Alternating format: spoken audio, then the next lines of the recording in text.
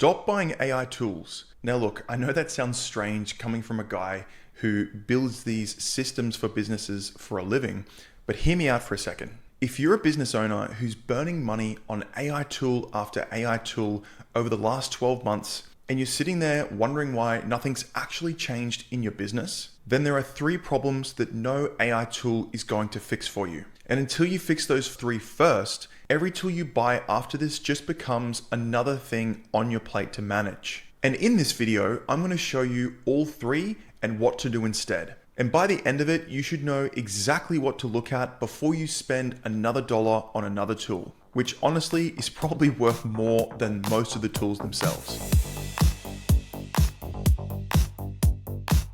Now look, we build AI agents and systems for businesses every single week. So when I say stop buying AI tools, it's not because I think AI is bad.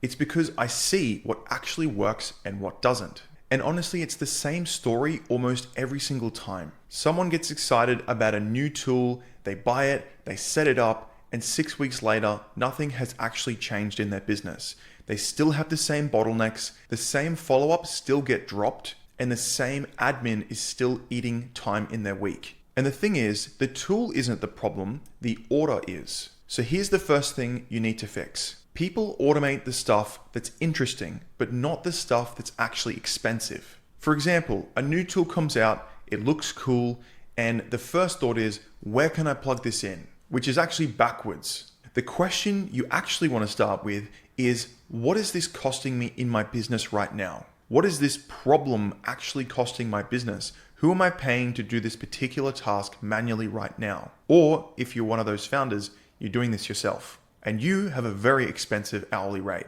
And it's almost always the boring stuff, follow-up that's getting dropped, admin slowing, or information that takes forever to find or chase up. And that is where money is leaking. Not writing a nicer email, not in generating prettier reports. So if your AI tool isn't pointed at one of those, then you're not running AI in your business. You're just paying a subscription to feel productive. And I know that that might sound brutal.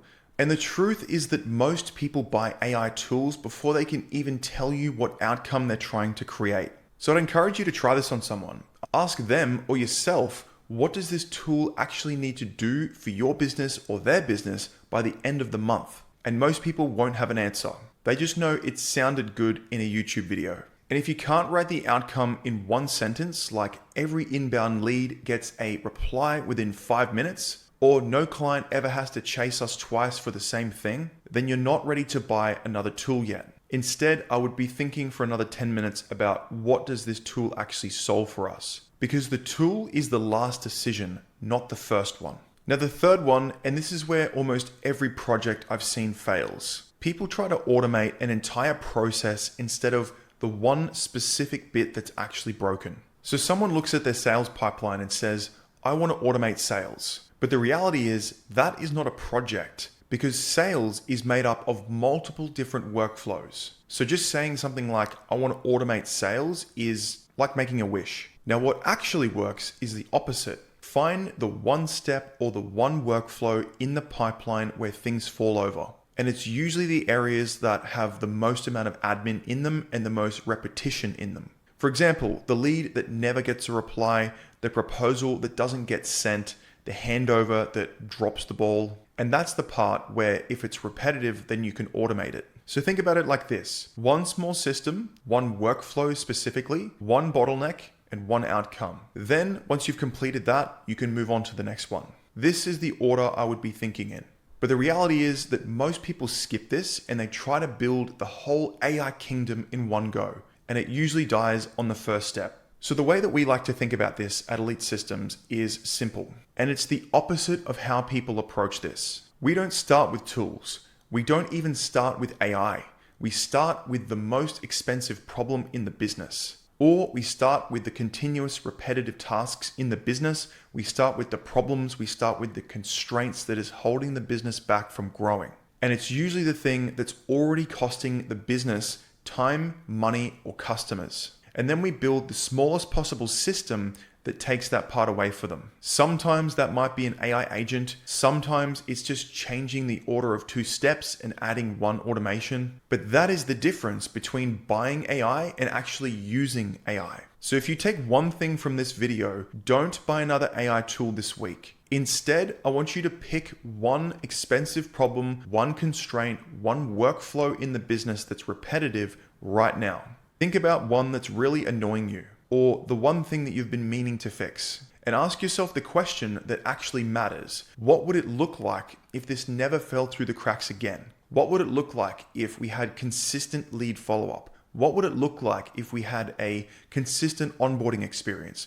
What would it look like if we had our admin handled on the back end?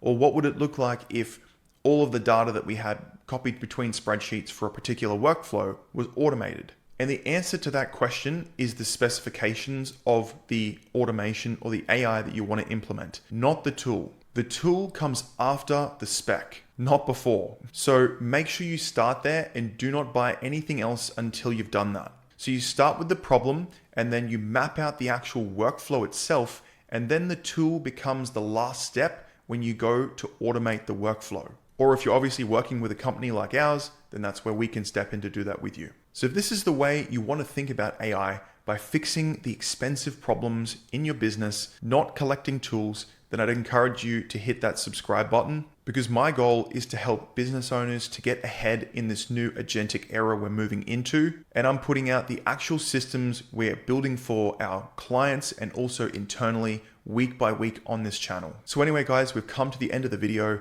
I hope you got value from this, and I hope it helped you to think differently about how you solve problems in your business with AI. And if that's the case, then please hit that like and subscribe, and I'll see you guys in the next one.